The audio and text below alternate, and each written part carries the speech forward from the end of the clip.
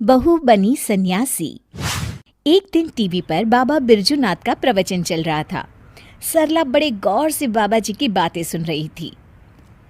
भाइयों और बहनों, हम क्या लेके आए थे और क्या लेकर जाएंगे। दुनिया तो मोह माया का जाल है। हमारे रिश्ते नाते सब झूठे हैं। इनके चक्कर से बाहर निकलकर भगवान का ध्यान लगाए, तभी हमारा जीवन सफल होगा। चलिए, आज के लिए इतना ही, कल हम फिर आएंगे। प्रणाम बाबा जी। सरला बाबा बिरजूनाथ की परम भक्त थी। वो हमेशा उनका प्रवचन सुनती थी। एक दिन, सरला, जल्दी से मेरा नाश्ता लगा दो, मुझे देर हो रही है भाई। तभी विनोद देखता है कि सरला अपनी आंखें बंद कर ध्यान की मुद्रा में बैठी है। अरे तुम यहाँ बैठी कौन सा मंत्र पढ़ रही हो? मेरा नाश्ता कहाँ है? सरला अपनी आंखें खोलती है और मुस्कुराकर जवाब देती है, क्रोध मनुष्य का सबसे बड़ा दुश्मन है, उस पर काबू करना सीखिए स्वामी। अरे ये स्वामी कौन है? मेरा नाम तो विवेक है, भूल गई क्या? और कब से भूखा बैठा हूँ, चलो ना मेरे लिए जल्दी से नाश्ता बनाओ ना तुम। नाश्ता आप खुद बना लीजिए, इस वक्त मैं भगवान का ध्यान कर रही हूँ। विनोद चिढ़ जाता है। अरे यहाँ कोई मजाक चल रहा है? ये कैसे उटपटांग बातें कर रही हो तुम? मैंने तुमसे कितनी बार कहा है कि ये बाबा लोगों के प्रवचन ज्यादा मत देखा करो। खैर, तुम्हें तो मैं शाम को देख लूंगा, अभी मुझे देर हो रही है। उसी शाम सरला की सास, अरे बहू, कहाँ मर गई थी है?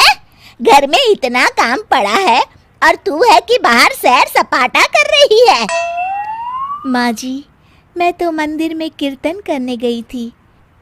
अरे वो सब तो ठीक है, पर घर के काम क्यों नहीं किए तूने? और ये किस तरह के कपड़े पहन रखे हैं तूने? नया फैशन है क्या? नहीं माँ जी, ये तो हम सन्यासियों के कपड़े हैं।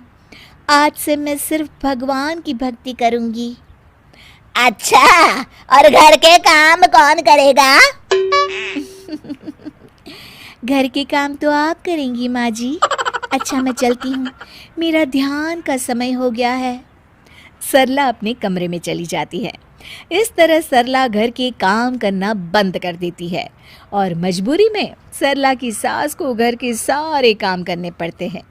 कुछ दिनों के बाद, अरे बेटा, ऐसा कब तक चलेगा? इस बुढ़ापे में सुबह से शाम तक काम कर कर के लगता है मैं तो बहुत जल्द भगवान को ही प्यारी हो जाऊंगी। तुझे अपनी माँ की जरा भी चिंता नहीं है क्या?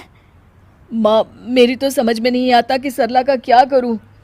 एक बात बोलूं बेटा, जब से बहू सन्यासी बनी है तब से कुछ ज्यादा ही पेटू हो गई है। सारा दिन खाने का ऑर्डर देती रहती है। तभी दरवाजे पर सरला की सहेली कोमल आती है। नमस्ते माँ जी, सरला घर पर है क्या? हाँ है, अपने कमरे में।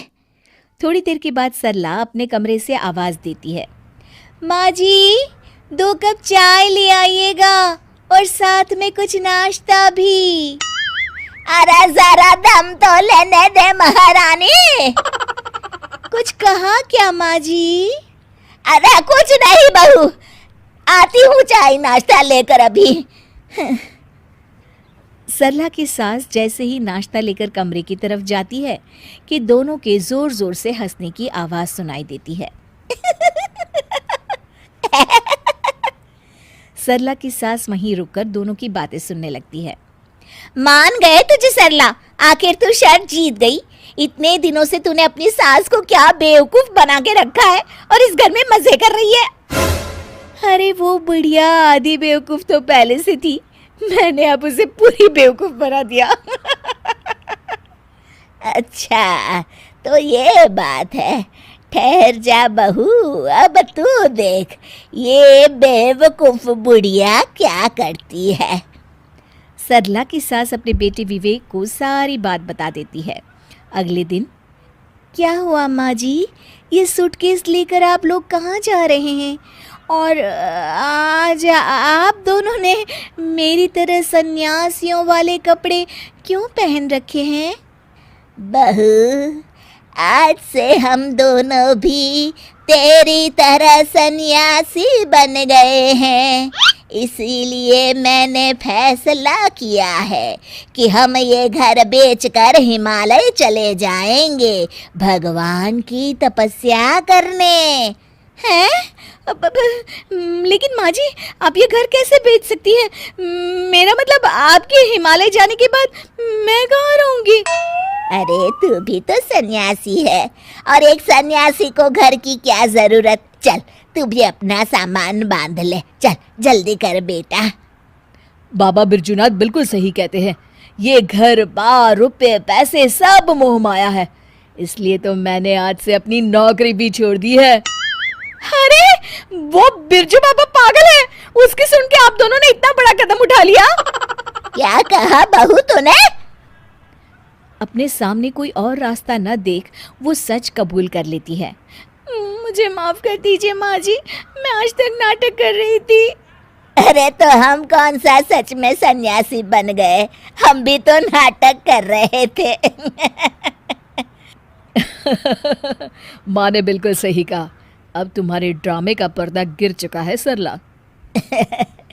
चल बहू चल, जल्दी से झाड़ू उठा और घर की साफ सफाई में लग जा। उसके बाद खाना बनाने की तैयारी भी तो करनी है ना तुझे। हाँ हाँ जी माँ जी।